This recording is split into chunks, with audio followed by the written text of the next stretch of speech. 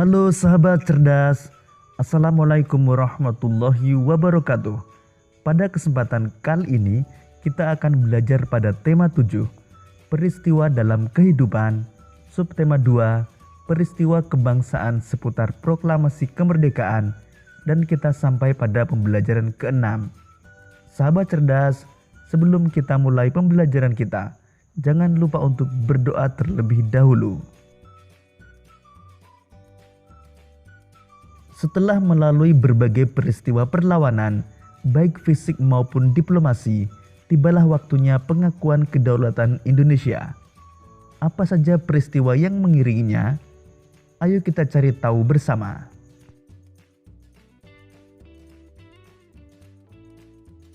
Peristiwa pengakuan kedaulatan Indonesia oleh Belanda.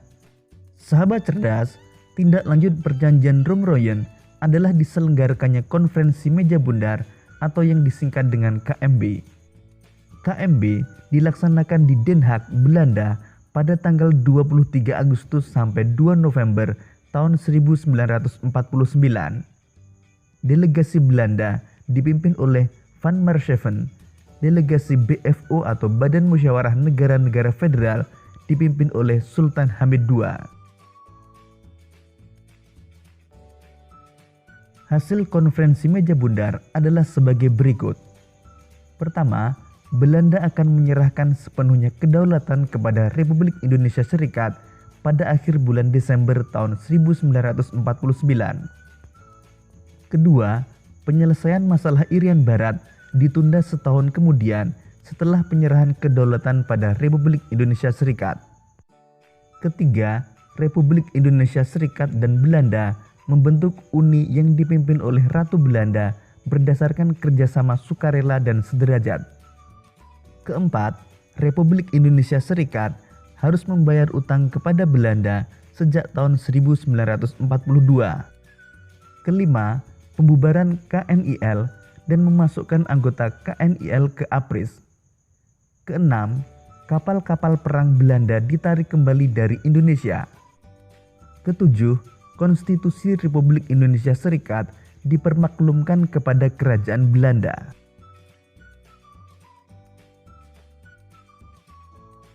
Selain itu, hasil KMB juga mengembalikan wilayah-wilayah Indonesia menjadi satu kesatuan kecuali Irian Barat. Sesuai hasil kesepakatan dalam KMB, pada tanggal 27 Desember tahun 1949, diadakan upacara pengakuan kedaulatan dari pemerintah Belanda kepada Republik Indonesia Serikat. Namun sebelumnya, pada tanggal 17 Desember tahun 1949, diadakan pelantikan Presiden Republik Indonesia Serikat, yaitu Insinyur Soekarno. Pada tanggal 20 Desember tahun 1949, Dr. Andes Muhammad Hatta dilantik sebagai Perdana Menteri Republik Indonesia Serikat. Sahabat cerdas, pengakuan kedaulatan Indonesia dilaksanakan di Belanda dan di Indonesia. Wakil Indonesia yang menandatangani pengakuan kedaulatan di negeri Belanda adalah Dr. Andes Muhammad Hatta dan wakil dari Belanda adalah Ratu Juliana.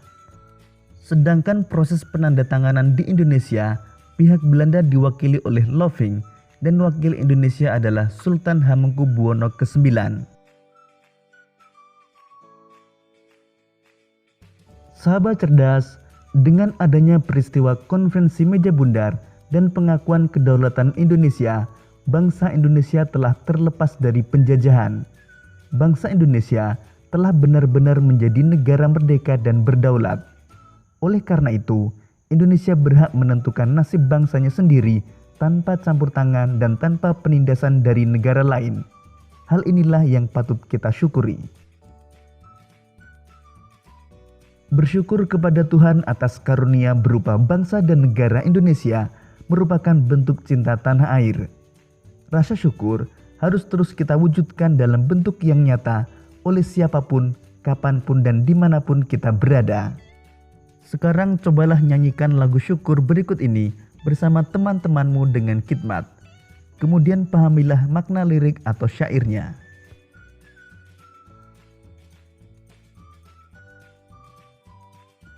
Pada lagu syukur terdapat nilai yang sesuai dengan jiwa dan sikap pahlawan. Di antaranya, nilai cinta tanah air. Sikap patriotisme akan muncul saat nilai cinta tanah air sudah tertanam dalam sanubari, sehingga setiap individu akan terpanggil untuk membela, mengabdi, dan melindungi Indonesia dari segala ancaman.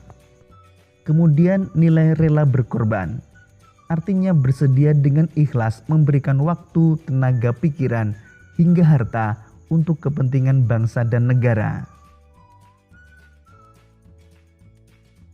Sahabat cerdas, sebagai generasi sekarang, yang harus kita lakukan untuk mewujudkan rasa syukur sebagai bentuk cinta tanah air antara lain: belajar dengan sungguh-sungguh, menjaga persatuan dan kesatuan, taat terhadap peraturan atau perundangan yang berlaku, menjaga dan memelihara fasilitas umum, dan tidak melakukan perbuatan yang merugikan diri sendiri maupun merugikan orang lain.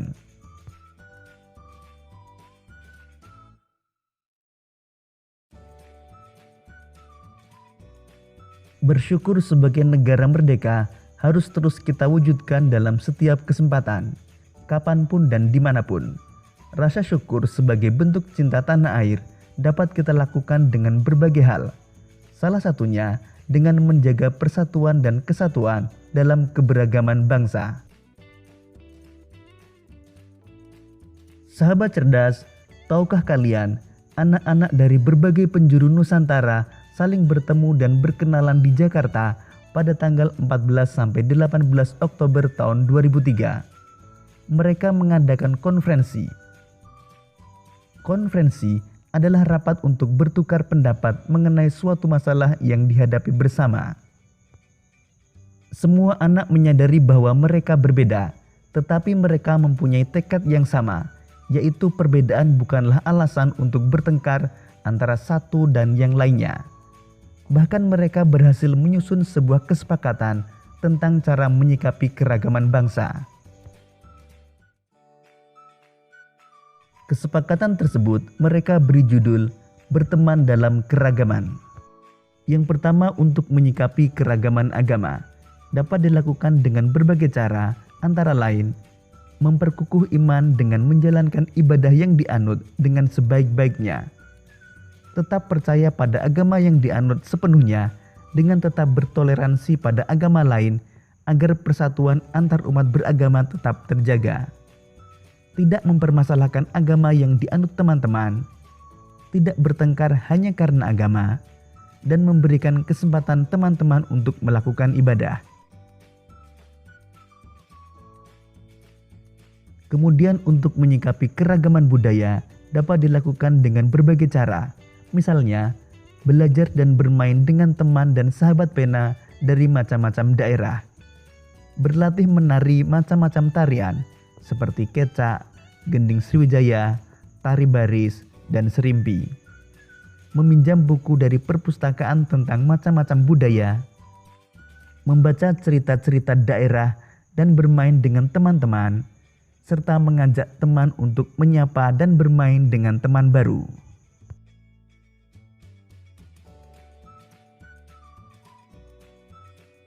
Demikian tadi sahabat cerdas pembelajaran kita pada tema 7, subtema 2 dan pembelajaran ke-6. Untuk menguji pemahamanmu, kamu dapat mengerjakan latihan soal yang terdapat pada deskripsi video ini. Sampai jumpa pada pembelajaran berikutnya. Tetap semangat dan selamat belajar.